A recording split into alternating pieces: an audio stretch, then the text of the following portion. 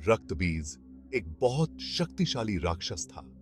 उसे ब्रह्मा जी से वरदान मिला था, अगर उसके शरीर से एक बूंद भी खून जमीन पर गिरता तो एक नया रक्तबीज पैदा हो जाता।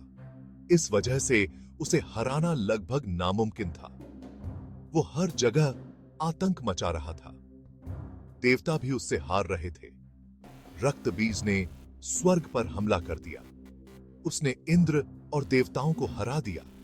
देवता लाचार हो गए। वे डर गए थे। उन्हें समझ नहीं आ रहा था कि क्या करें।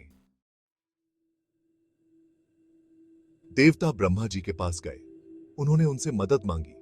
ब्रह्मा जी ने कहा, अब केवल शिव और विष्णु ही तुम्हारी मदद कर सकते हैं।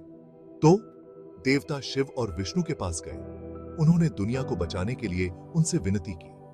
विष्णु जी ने उनकी विनती सुनी। उन्हें समस्या समझ आ गई। वे जानते थे कि यह राक्षस बहुत शक्तिशाली है। केवल एक महान देवी ही उसे हरा सकती है। शिव और विष्णु और सभी देवताओं ने अपनी दिव्य शक्तियां छोड़ी। एक तेज रोशनी पैदा हुई। इस रोशनी से शेर पर सवार मां दुर्गा प्रकट हुई। वे बहुत सुंदर और शक्तिशाली थीं।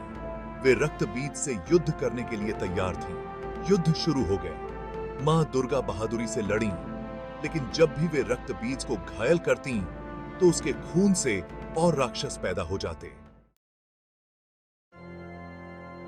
अपनी मां देवी दुर्गा की मदद करने के लिए मां काली प्रकट हुई। वे बहुत भयंकर थीं। उनकी जीभ बाहर निकली हुई थी।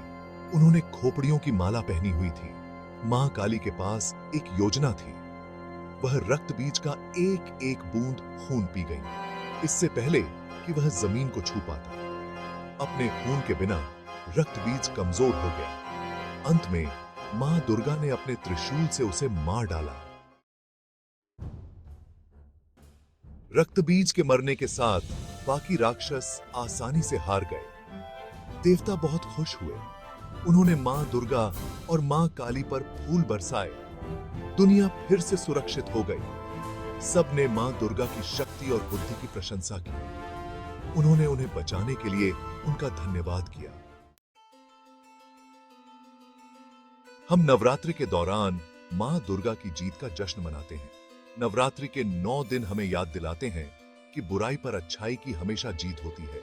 हमें हमेशा मां दुर्गा के साहस को याद रखना चाहिए और जो सही है उसके लिए लड़ना चाहिए। उनकी तरह हमें कभी हार नहीं माननी नमस्कार चाहिए। दोस्तों, स्वागत है आप सभी का हमारे चैनल नानी की कहानी में, जहां हर कहानी में बसती है प्यार की मिठास और नानी की प्यारी आवाज। यहाँ हम आपको सुनाएंगे वो कहानियाँ जो आपके बचपन की यादें ताज़ा कर देंगी। हमारी कोशिश है कि इन कहानियों के जरिए आप फिर से अपने बचपन में खो जाएं और नानी की गोद में बैठकर कहानियों का आनंद लें। तो जुड़िए हमारे साथ और सुनिए नानी की कहानी और हमारे इस चैनल को लाइक और सब्सक्राइब जरूर करें। धन्यवाद।